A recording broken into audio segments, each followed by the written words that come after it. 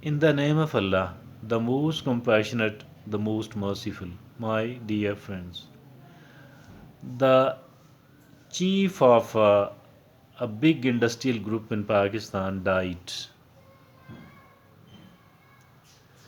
and their offspring, their sons, who were also the director of that group,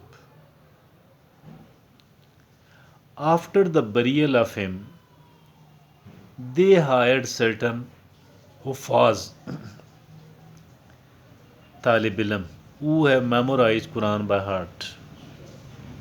So these huffaz were found sitting around the grave of this man and reciting Quran all the time. They were paid by this industrial group. All of their family graves were there at one place in the graveyard. And whatever was recited, read by these huffaz, Isale Sawab, mean the credit of this was transferred to all the family members of that group. These huffaz used to sit there, mean in groups, maybe two groups, three groups a day, at least one hifaz, Quran per day, transferred to all of these. As you know that these industrial groups, almost all of them, they are, borrowing money from the banks on the interest, riba, usury, and these are not, used to of paying zakat as well. It's very nice to have a big business which is permitted by in the Sharia, which is Sharia compliant. It's very nice. But this is done quite differently, keeping in view their own worldly interests. Now there is another person, you know, in the neighborhood of, in the side the same graveyard, in the neighborhood of those graves, this person has died. And these are really religious people, true deendar people. These are God fearing people. They are doing the businesses which are allowed by Sharia. They are doing it the way Sharia allows it. I mean, no usury, no interest, loans on interest from the banks. And they pay zakah as well regularly. Now, my question is that whether these people can also hire huffaz to recite one Quran, one whole Quran per day around the grave. Obviously, they can't. They can't. Should it mean then that Allah subhanahu wa ta'ala has nauz billah, has done some sort of injustice with these people who lead their life according to the Sharia, according to the commandments of Allah subhanahu wa ta'ala, following his Prophet Muhammad, peace be upon him? No, no.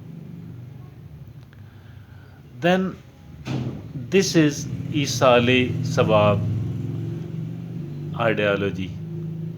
Now there is another school of thought. I'm not advocating the whole of what they are saying or doing, but they might be right somewhere, they might be wrong somewhere. We are talking about one thing only, and that one thing is Isale Sawab, shifting of credit to the deceased, to the people who are not alive today. Dear friends,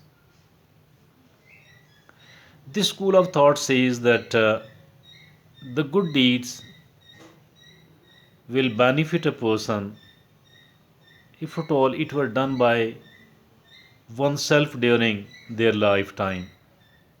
If a person is not alive, whatever good they have been doing with the good intentions, Good intentions mean pleasing Allah subhanahu wa ta'ala and no ulterior motives at all.